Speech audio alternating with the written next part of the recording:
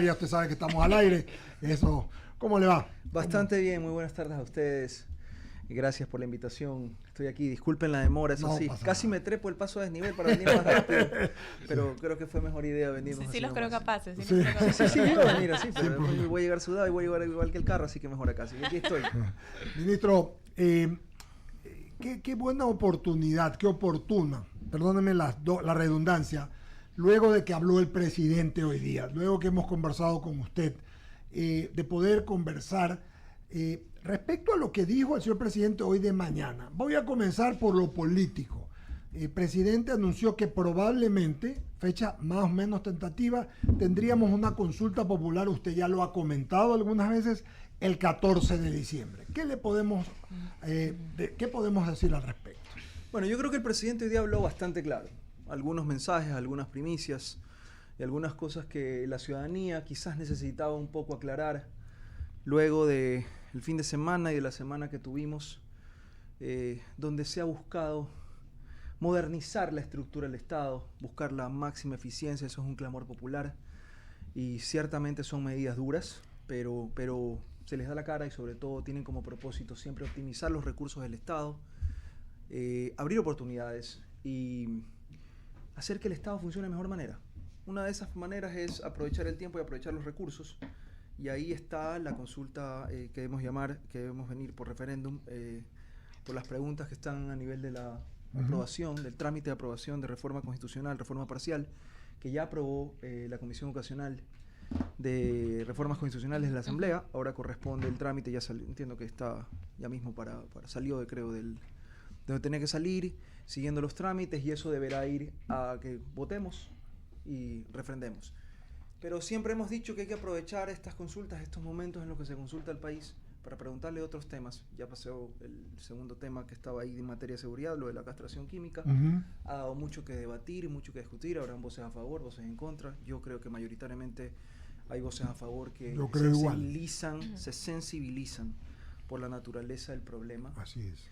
Por el trasfondo político-criminal que existe, por la respuesta que debe dar el Estado a un problema, a un flagelo, a una pandemia, que significa el abuso sexual infantil, los depredadores sexuales. Vemos cómo han habido casos. Ciertamente en la política ecuatoriana hay uno de muy reciente data, el de Santiago Díaz. Espantoso. Entonces, frente a lo execrable de esos hechos, medidas extremas. Pero no se acaba ahí. El presidente tiene bien claro que en este tiempo debemos movernos pronto para dar los tiempos en los trámites legales, constitucionales, para otras preguntas que deben ir caminando, sobre todo en materia de desarrollo, materia económica. Hay muchos anclajes constitucionales que ciertamente no responden a lo que el Ecuador necesita hoy en día. Creo que parte de modernizar la economía, parte de modernizar la estructura del Estado sugiere cambiar la Constitución del 2008, que siempre lo he dicho, es un traje a la medida de una sola persona y una camisa de fuerza para cualquier otro gobernante. Sin embargo, en eso el presidente ha sabido ser maleable y siempre respetando la Constitución ha logrado en esta gran etapa de reforma hacer algunos cambios importantes, pero eso debe de seguir. Y yo creo que quizás haya otros que se van a ir comunicando en el tiempo, pero quiero ser prudente en esto porque aún las ideas están madurándose y mejor tenerlos así. Ministro, yo decía hace un ratito, hablaba que siempre es bueno consultarle a la gente. Siempre es bueno, una consulta popular. La democracia es que a veces se pierde, a veces se gane. Pero decía también... Hay que tenerle miedo. No, pues... Pero sí, a ver, no se le tuvo miedo cuando fue la consulta popular que generó el primer caso de extradición de un ecuatoriano. Así es. Como el caso de Fito. Así es. ¿Verdad? No sé si estoy hablando muy lejos. No, se escucha. sí, acerca del micrófono. Ya está. Pero no se le tuvo miedo. Así es. El pueblo finalmente es el gran ganador, y por eso el presidente Noboa le agradeció al pueblo después de la extradición de Fito, porque nace del país, nace de los ciudadanos decir: queremos en esta lucha que se tiene contra el crimen organizado que haya una respuesta transnacional, de cooperación internacional, donde se luche contra este flagelo transnacional en otras latitudes también. Entonces, yo no creo que hay que tenerle miedo. No le tiene miedo el presidente Noboa a ir al pueblo y acudir al pueblo las veces que sea necesario, pero la idea es ser lo más eficientes y optimizar los recursos y ser lo más económicos. Entonces, aprovechando que vamos por uno, vamos por otras, aunque no necesariamente es más barato por docena, pero de lo que se busca es esta optimización. La consulta popular sería en diciembre, más o menos noviembre. El presidente dijo 14 y me parece que es prudente 14 de diciembre. De diciembre. Pero lo que le voy a contar, ministro de la Gasca, es que significa esto, lo comenté hace un momento, que entonces el tema del estiaje está bien controlado, porque nadie va a ir a una consulta teniendo un problema, ministro. No tenemos un problema ahí. Creo que el presidente ha sido claro también en eso y en ahuyentar los fantasmas que han existido. Pero claro, cuando tenemos en algunos medios de comunicación que están llamando a algunos expertos, exministros, gerentes de tal cosa, de tal otra, a opinar para salvar el pellejo de la gestión pésima que tuvieron y que nos metió en el problema del estiaje pasado que tuvimos por falta de mantenimiento, por falta de gestión oportuna, ciertamente es bueno generar ese clima para que los responsables sean otros, ¿no? Este gobierno ha dado claras muestras de que ha atacado el problema de raíz. Hemos dado los mantenimientos que hemos tenido que dar en las termoeléctricas, hemos generado las condiciones para que las circunstancias, aún en el peor de los escenarios, no llegue a que tengamos apagones en ninguna clase durante este año. Para eso se trabaja y esa es la parte de la gestión. Y por eso, precisamente por eso, es que estas medidas drásticas que se han tomado en la eficiencia del Estado, en reducir el tamaño del Estado, en esta cantidad de despidos, encuentran asidero, porque hay muchos de esos casos donde estas personas, muchas de ellas, que salieron, que debían salir, trabajaban en estas estructuras que generaban este tipo de retrocesos. Entonces, se conecta una cosa con otra, y por eso es que siempre escuchábamos que sí, que las mafias en las eléctricas, que las mafias por aquí, que las mafias por allá, que en los sectores estratégicos, porque esos se encargaron desde las cabezas de dejarlo contaminado. Los que lideraban los sectores estratégicos, cuando nos recordemos la refinería invisible y tantas otras cosas. Entonces, tratamos siempre de cortar rabo y oreja, ¿verdad? Entonces, hoy estamos viendo esas consecuencias, pero definitivamente, y quiero mandarle este mensaje a la ciudadanía, durmamos tranquilos, que hay luz para rato. Eso para mí es lo importante. Y con esto del 14 de diciembre que dijo el presidente, a mí me deja muy tranquilo, porque creo que ese es un flagelo tan grave, o sea, el problema de la luz es tan grave, o un poco menos que la delincuencia, porque realmente la gente, sobre todo acá en esta parte lo que pasa es que multiplica todo. Claro. Si hay un problema de energía, multiplica el problema de la delincuencia, multiplica la cantidad de recursos que tienes de la gente, entonces del trabajo, arrinconas, y todo lamentablemente ese es el sistema que tenemos de forma de vivir, ¿no? De optimizar horas en la noche, sobre todo, de que nada funciona sin energía eléctrica y demás. Pero esa soberanía eléctrica es a lo que el gobierno y la ministra del ramo, la ministra Elena Manzano, se han encargado y se siguen encargando de seguir buscando alternativas que busquen la eficiencia ambiental, ecológica, pero sobre todo, repito, que se garantice esa soberanía eléctrica. Ministro, por favor, sigue Alberto Quintana. Gracias. Ministro, un poquito profundizando un tantito más este tema, ¿no? De lograr la eficiencia administrativa en el sector público, ¿no? Yo me sorprendía, pero bueno, ya se había escuchado este tema, ¿no? El detectar que en el Ministerio de Transporte y Obras Públicas había funcionarios, empleados públicos, que a la vez estaban vinculados a empresas, es decir, tenían contratos con el Estado. El ministro Luque lo denunciaba. Un poco esto denota algo, ¿no? El hecho de que no hay un verdadero compromiso con el país. A veces el empleado, cierto porcentaje de los empleados públicos, como que creen que quien los llevó en su momento a lograr ese trabajito, pues es el gran jefe y se deben a ellos. Ese es el gravísimo problema que tenemos. Y otro tema ahí en paralelo, no solamente se trata de las instancias que dependen del Ejecutivo. Analizábamos también desde hace rato que hay gravísimos problemas en GACs municipales, en prefecturas que tienen infladas las nóminas, superintendencias, por ejemplo. Yo sé que no dependen esas del Ejecutivo. Yo me pregunto, ¿para qué sirve la Superintendencia de Ordenamiento Territorial que tiene su sede nacional en Cuenca? Solamente por citar un ejemplo de las superintendencias, ministro. A ver, el problema de un Estado obeso es ese, que uno ya no sabe dónde están ni cómo se llaman.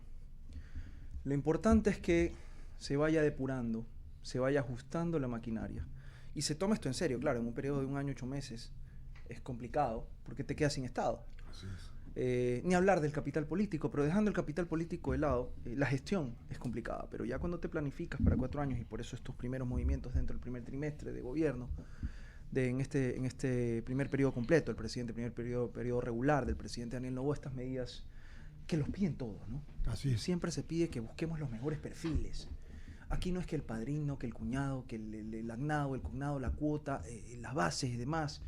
Y al final del día no hay quien aplaste el botón, no hay quien haga el informe, etcétera. Entonces, Mucho de eso. Yo sí creo que hay muchos casos, o algunos casos, de personas relacionadas con dobles estructuras, robándole al Estado.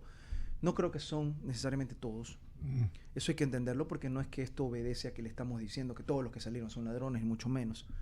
Hay que entender que aquí hay familias que se ven golpeadas y demás, pero son medidas drásticas que se toman. Y si algo caracteriza al presidente Daniel Noboa es su carácter y su temple para tomar las decisiones y para resistir el peso de esas decisiones. Entonces, por ahí, en los temas municipales, bueno, eso es una preocupación muchísimo más grande, más allá de la superintendencia. Lo que tenemos que ver es que hay alcaldías que responden a los narcos, lo he dicho antes. Yo no sé cuántos alcaldes de verdad, y por eso es que a algunos les preocupaba la ley de inteligencia, cuántos alcaldes de verdad fueron puestos por elección popular, que obedecen y responden a procesos democráticos internos y demás, y otros que simplemente son de dónde sacaron la plata y a quién le pasaron el sombrero.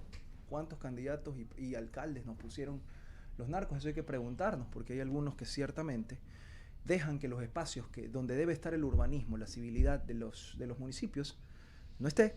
Y en esa oscuridad entra a llenar esos espacios, ¿quién? El crimen organizado. Entonces tienen una simbiosis, más allá de algunas otras cosas irregulares, como que hemos visto que algunos parientes y digamos, testaferros de alias Fito estaban anclados sin ir a trabajar en la empresa de tránsito de Manta, entre otros ejemplos. Y por eso es que el gobierno nacional tomó la decisión, y esto hay que decirlo, de intervenir esa competencia de tránsito tanto en Manta como en Durán, y se está analizando otras medidas. Pero la idea es ir cerrando los espacios, en cambio muchas alcaldías se los abren. Eso es lo que tenemos que ir viendo, y yo creo que ahí la eficiencia nos va dando, porque hay muchísimos ecuatorianos, Eduardo, que necesariamente están buscando la oportunidad, pero en cambio esa oportunidad quizás la tiene otro que está ahí porque lo pusieron y porque no se lo puede sacar. Entonces hoy ya no hay ese pretexto, estamos utilizando los dispositivos legales y se avanza. Y estamos aquí siempre en orden y respetando la legalidad, haciendo los cambios que se necesitan. Vegetando mucha gente, ministro. Permítame, Amanda Hidalgo, Sí, por favor. muchas gracias, ministro, por estar en la cabina de 99, como siempre, llevándole la mejor información a todos nuestros oyentes. Son las 6:29 de la tarde, estamos con el ministro José de la Gasca. Y hoy en la mañana escuchábamos alguna información que compartía el señor presidente con los ciudadanos, que pueden escucharlo a través de la señal de 99.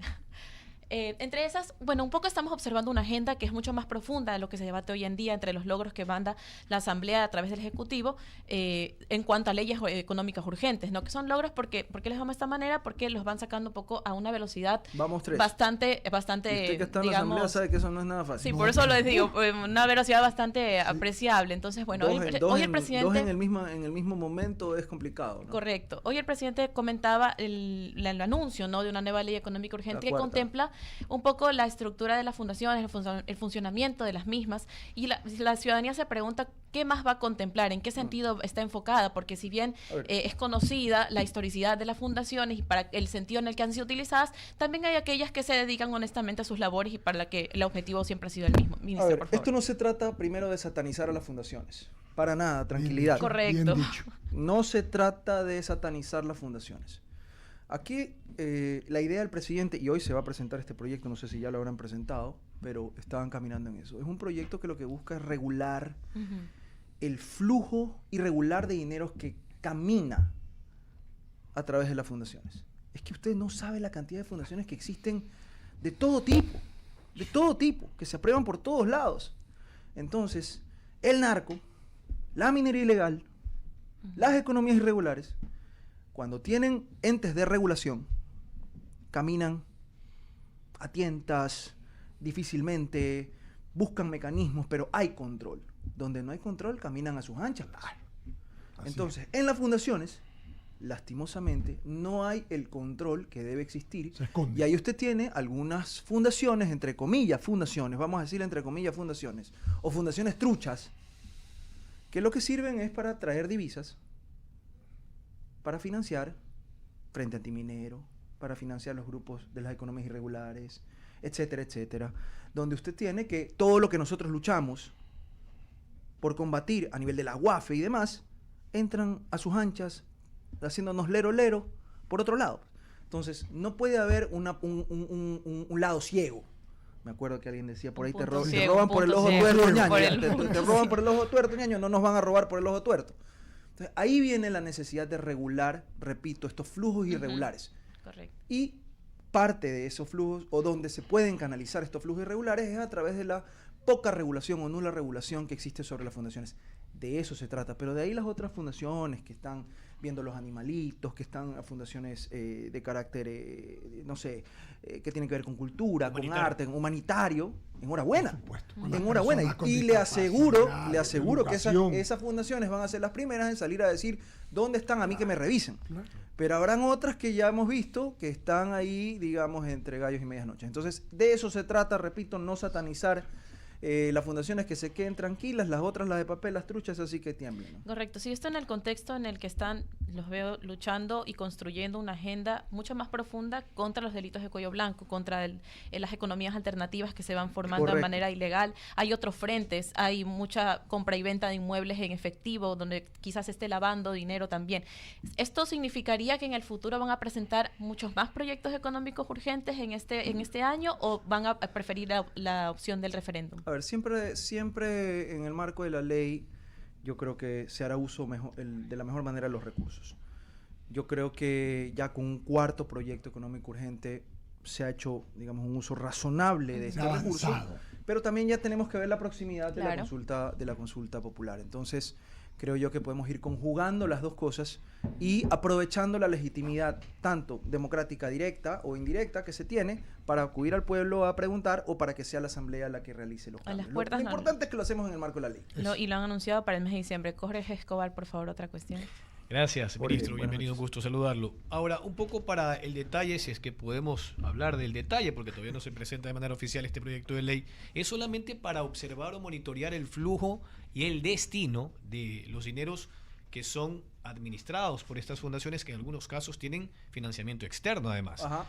¿Es solamente por allí, o qué otro frente o qué otra arista también se ha contemplado? Uno, dos. Y si es que esto se va a articular, si esto se va a articular con el holding de la inteligencia financiera, de la inteligencia que se maneja incluso desde la Agencia Nacional, hablo de lo que se creó con el sistema y la nueva ley de inteligencia, para que crucen allí súper de bancos, súper de compañías, SRI, UAFE, Unidad de Lavado de Activos de Fiscalía. A ver, no puedo darte detalles porque no me gustaría hablar sin el proyecto, y hasta el final eso es susceptible de perfeccionamiento. El proyecto, ya lo que sale de la ley, eso es otra cosa, inclusive mayor aún, porque ahí interviene la voluntad de todos los asambleístas y al final el presidente. Pero de lo que sé, no me tomen la lección a detalle, sino que aquí algo como que el que calentó antes del examen. Aquí el profesor es usted, ministro. Usted ha dado Por eso clase, le digo, es docente también. Millones de veces. verdadero o falso. Difícil que yo le tome la No me lección. tome el verdadero o falso, la opción múltiple, sino más bien deme así como el temita libre, porque lo que yo puedo decir es lo que conozco del espíritu de la ley, de hacia dónde va, pero sí me hace sentido, y respondiendo a su pregunta, que todo se interconecte, ¿no? Que todo esté conectado, porque ahí es donde dejas de tener esos espacios, esos ojos tuertos por donde te roban, y donde pueda el Sistema Nacional de Inteligencia, donde pueda la investigación financiera atacar estas economías ilegales. Ese es uno de los objetivos, el objetivo principal, como nosotros podemos asestar golpes de verdad al narcotráfico. Solo vean lo que significó hace semana y media, el fin de semana de la extradición de Fito. Pasó una noticia medio inadvertida, que fue la de la captura, la de 14 o 15 toneladas de droga en alta mar. Sí. Eso es lo que significa en economía regular, son como 500, 400 millones de dólares a valor de mercado. Eso es una fortuna. Una fortuna. Que si usted lo puede canalizar, dar golpes de esos, usted de verdad le está dando en el órgano más sensible del cuerpo humano, que es el bolsillo. Entonces, ahí es donde de verdad se debilitan estas economías criminales y donde la batalla en la calle se desarrolla de una manera diferente.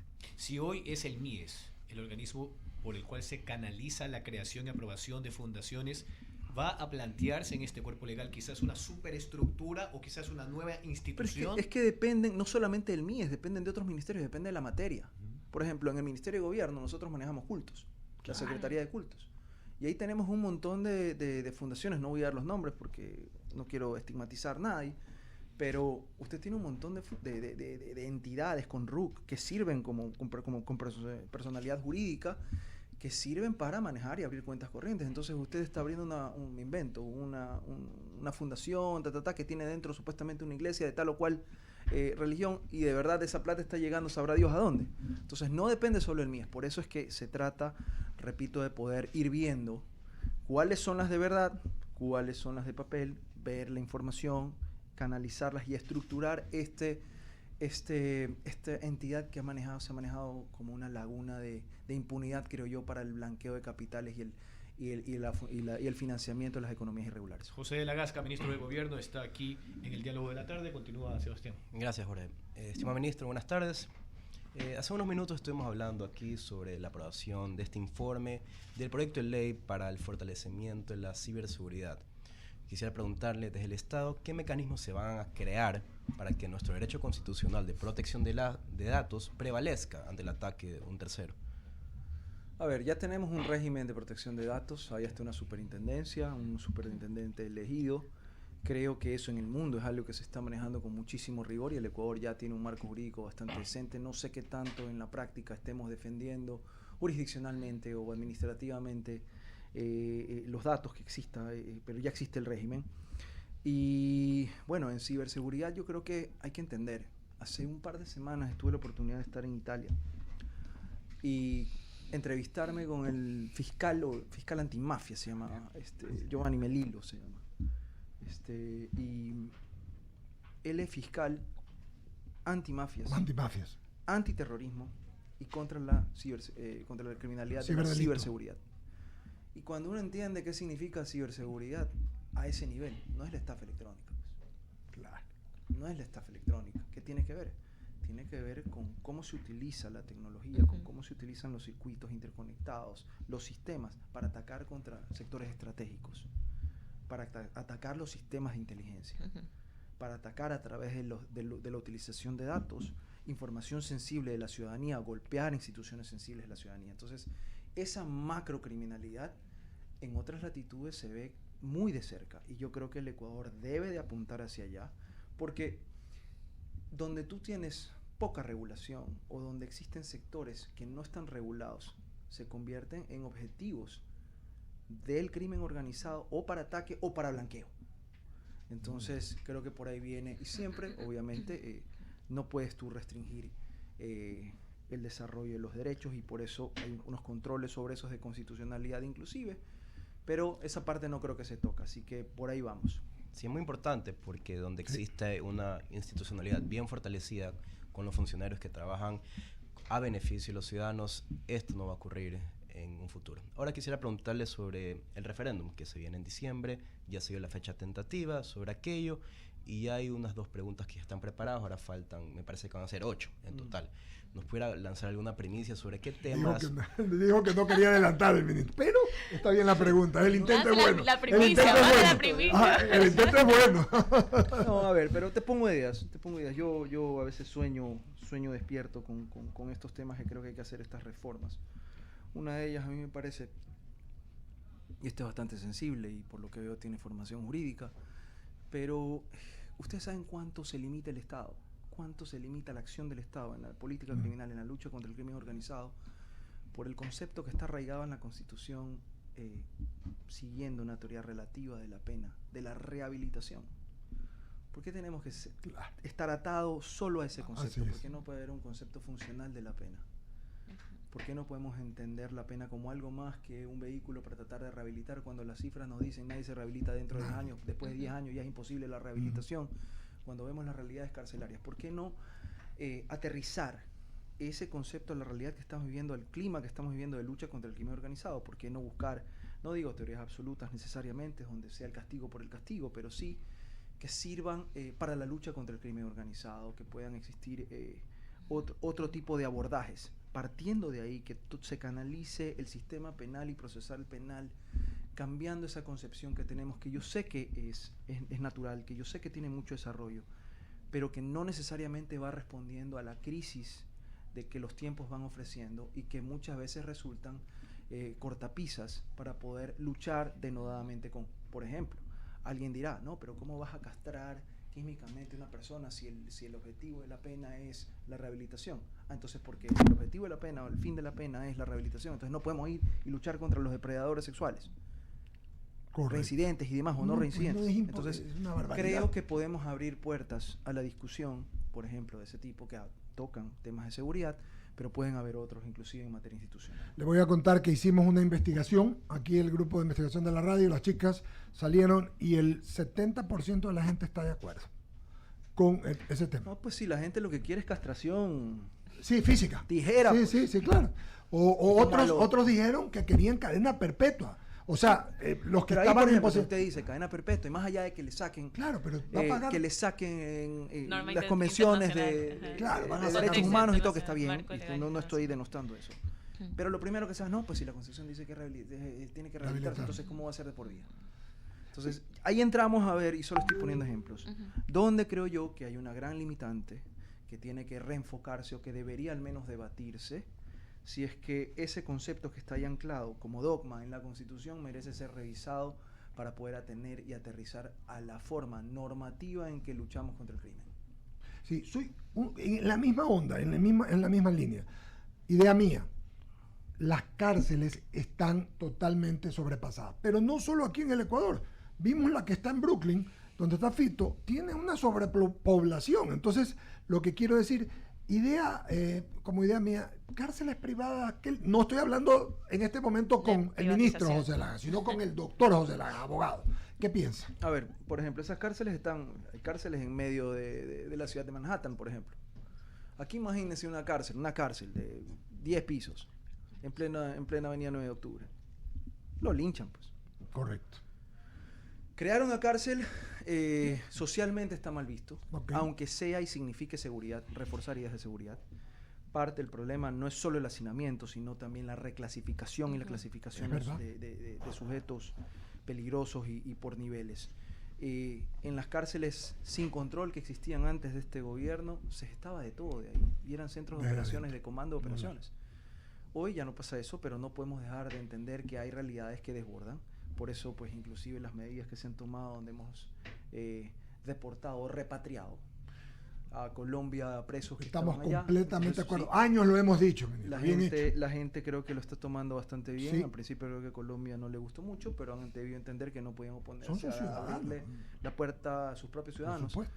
Pero vamos nosotros aliviando los problemas y vamos entendiendo, ya van a ver las cárceles del encuentro, ya vamos a tener algunos delincuentes ahí, sobre todo los de cuello blanco que hablaba Amanda.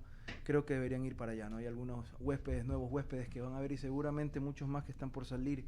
Por ejemplo, del call center que tenía este señor Díaz, que le encontraron 8 celulares. Ya el Ecuador está 10 atento a ver celulares, qué va a 9 salir de ahí. celulares. Claro, tenía un call center el señor ahí.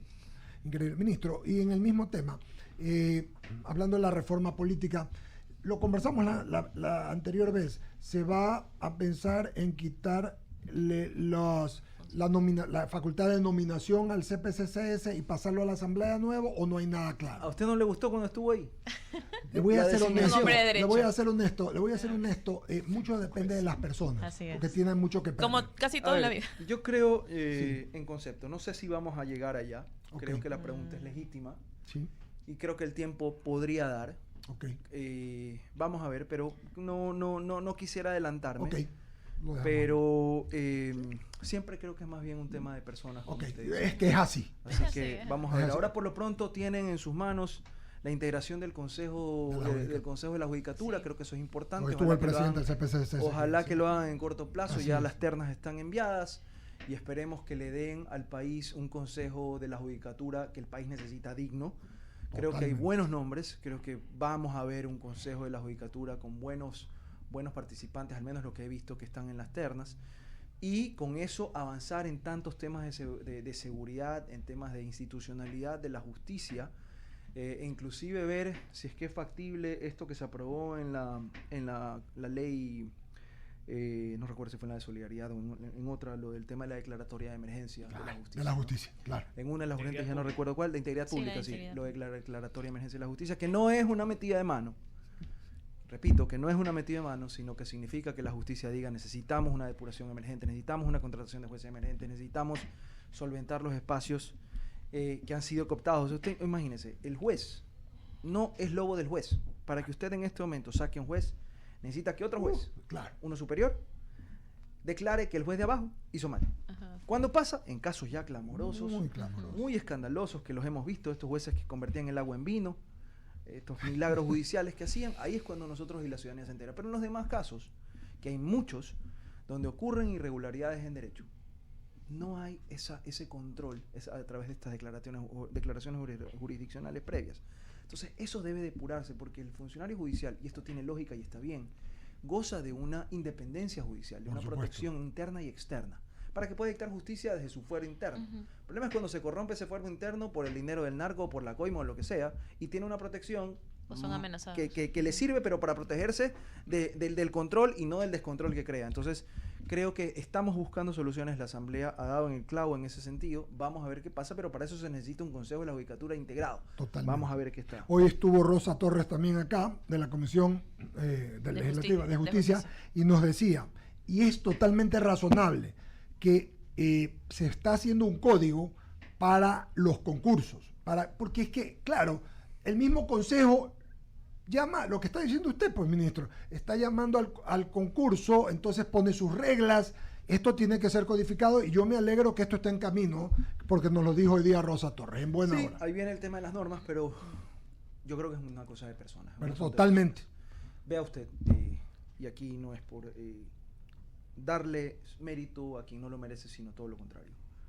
Yo creo que si no hubiera sido por una persona con el perfil de la doctora Diana Salazar, Sí, y de la señor. forma como ella desempeñó el ejercicio de su cargo, esa institución se hubiera expuesto y supo cuidarla, supo ser una Correcto. guardiana. Entonces, es nuevamente un tema de personas, Sí, no señor. tanto en las instituciones. Habrán quienes digan, si es que la fiscalía hubiera fracasado y hubiera caído en malas manos, no, hay que sacar la fiscalía, que tenemos que cambiar a un sistema inquisitivo, ya no uno acusatorio, porque la fiscalía demostró que no es así.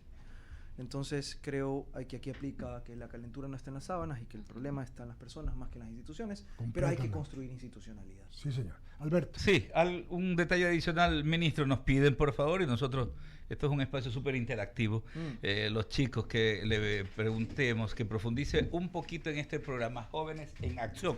El presidente hablaba hoy día, y algo Sí. que no le ha quedado claro a los chicos es esto de las pasantías en instituciones públicas. ¿Cuál es el alcance, el contenido A ver. de esta iniciativa social? A ver, van a tener primero que se reactive un programa social. Esto nos permite dar oportunidades, esto nos permite romper círculos de desintegración social y crear tejido social. Esto Ok. nos permite voltearnos a la cara de los jóvenes que votaron por el presidente y decirle, mira, no te fallamos. Creamos un programa de Jóvenes en Acción que funcionó. Y lo que dijo el presidente es, allí donde estamos nosotros simplificando, allí donde nosotros estamos gestionando recursos, ahorrando recursos para el Estado, demos oportunidades también a la juventud. Y lo que va a abrirse es una versión 2.0 del 2.0, programa, ¿no? del programa Jóvenes en Acción. Va a tener una etapa, entiendo, como una suerte de pasantía, inducción, y luego van a trabajar por 3 o 4 meses pagados por el Estado, un sueldo de $400. Así que el Estado no es que le está dando una dádiva, sino que le está dando esa, entre comillas, primera chamba, que sirve para que creen carpeta, que sirven para que las personas Para los que no les dan votaron y para los que no. Exactamente, Para todos. exactamente, pero es que la juventud en general. Ajá, es. Y que tengan esa Luego primera les sacan oportunidad con el mundo laboral, que sepan a dónde pueden ir a buscar una oportunidad y que se vayan demostrando esas aptitudes que tienen, que vayan conociendo, abriendo el horizonte. Entonces a mí me parece eso hermoso y esa es una de las promesas del presidente que se siguen cumpliendo. Sí, solamente como para aportar, ¿no? Porque nos están escuchando, nos están siguiendo, esto está pues dedicado, ¿no? Para quienes están dentro de ese rango etario, ¿no? De 18 a 29 años, arranca... Usted y yo ya no entramos ahí. Ya no, Yo me pues, inscribo, yo nos me quedamos por... inscribo. Yo me inscribo. No, Pero no, usted nos sí, quedamos ¿no? por meses Amandita, nosotros. usted. No, ya Por no. meses nos quedamos. Amandita está. En todo dijo. caso, lo que pasa es un poquito, ¿no? Para poner contexto, no nos olvidemos que estamos cerrando el mes de julio, el día jueves. Esto arranca el 5 de agosto, ya, la semana Ya, próxima. gracias a los, así que No, vayan alistando la carpeta. Y van a tener chance, ¿no? De estar en estas pasantías que son remuneradas noviembre y diciembre 2025 O sea que y en enero del Navidad 2026. tienen Claro, platita. tiene la Navidad. Qué bueno, ¿ah? Qué Ministro, bueno. ¿usted entró en diciembre o en enero? Noviembre. Noviembre, Ministro, 11 de noviembre. ¿cuál es el momento más jorobado que ha tenido usted? El más fregado con J en el tiempo. Todos los he disfrutado. Mientras más jodido, más bonito, ¿no? Entonces es como el oso. Feo pero sabroso, así tiene más esa o menos. personalidad, pues a quién son las personas, no las A ver, instituciones, le gusta está lo bien. difícil. No, a ver, en momentos complicados, creo que cuando recién llegamos había mucha turbulencia. Estábamos al rojo vivo con el tema de la crisis energética, habían algunos sectores que se estaban alzando, la asamblea totalmente en contra. Entonces yo sentí, quizás en mi naturaleza abogadística de ser, que el enfoque era llegar a defender al presidente. Y en un primer momento sí, con todo, porque eran todos contra Noboa. Sí. Así que ahí libramos algunas batallas, fuimos sorteándolas algunas, pero de ahí en más son los desafíos de levantarnos, momentos duros, tener que hablar con las familias que lo perdieron todo en un deslave. Qué terrible, ¿no? Tener que hablar con las familias que perdieron a sus seres queridos en una inundación, o sea, esos son En momentos Esmeraldas duros. también, ¿no? En Esmeraldas, No, en de- Esmeraldas, sí, pero claro, cuando usted los fuimos a tuvo acá la Piñas, vez pasada, cuando eso fuimos a fue- Piñas, eso claro. fue también muy duro. Y así hemos podido ir haciendo territorio, conociendo de cerca la realidad. Eso ha sido en algunos casos duros porque nos ha tocado ir en momentos de tristeza, en momentos de dolor, en momentos de necesidad, pero también gratificante saber que ahí es donde se puede servir, que ahí es donde se sirve con mayor sentido, que se ve donde uno puede cambiar una realidad de un momento a otro. Y eso eso impulsa, entonces motiva y sirve, pero no sabría calificar Ok. cuál, Pero los disfrutó. pero los he disfrutado todos. Cuénteme cómo disfrutó, porque realmente es interesante que el presidente lo haya premiado. Este puesto y todos los puestos en el Son servicio ingratos. público, y usted lo conoce, Son ingratos, sí. dicen que la historia te juzga, ¿no? Sí, señor, es así. Yo a veces creo que la historia también a veces es medio desmemoriada. Sí, es real. Y Totalmente. nadie sabe verdaderamente cómo uno sufre, padece los golpes. Hay de todo, pero es bonito sentir que se reconoce el esfuerzo, que se reconoce el sacrificio. Yo rompo en lágrimas cuando escuchaba al presidente, que me dedicó unas palabras muy generosas y a quien le agradezco, porque eso lo escucharon mis hijos, lo escucharon mis Qué padres. bonito. Reconocer que yo tuve que salir del país dejando todo aquí, dejando mi profesión, dejando mis hijos, dejando mi familia, la vida que conocía. Me fui de un día para otro a atender los compromisos en las Naciones Unidas. Estando allá, ya cuando finalmente uno ya se acomoda, adapta. ya cuando se acomoda, Costumbre. ya cuando está uno Que es dice, bien ya estoy bonito surfeando también, la ¿no? ola, No, ¡boom! Lo ha dicho varias Venga, veces. venga, y venir al día siguiente, venir en ese mismo rato, decirle, vea presidente, mañana estoy ahí, coger un avión, irme. Pero eso es cuando, yo siempre digo, cuando uno tiene la oportunidad de servir, uno no puede decir que no. Y cuando te confían labores de magnitud o de importancia y de relevancia, yo creo que uno tiene que poner todo el corazón, poner toda la pasión, y eso es lo que hemos hecho. Así que, ¿cómo me sentí? Me sentí muy honrado, gratificante y contento, sobre todo de que mis papás hayan podido estar ahí. Bendito Dios. Ministro, muchas gracias. Gracias, siempre es un gusto saludarlo y conversaremos, hablado larga y ampliamente. Dios mediante seguiremos haciéndolo así. Gracias, querido. Gracias a usted por venir. Gracias, Un abrazo. gracias, Muy bien, ministro. vamos a apagar el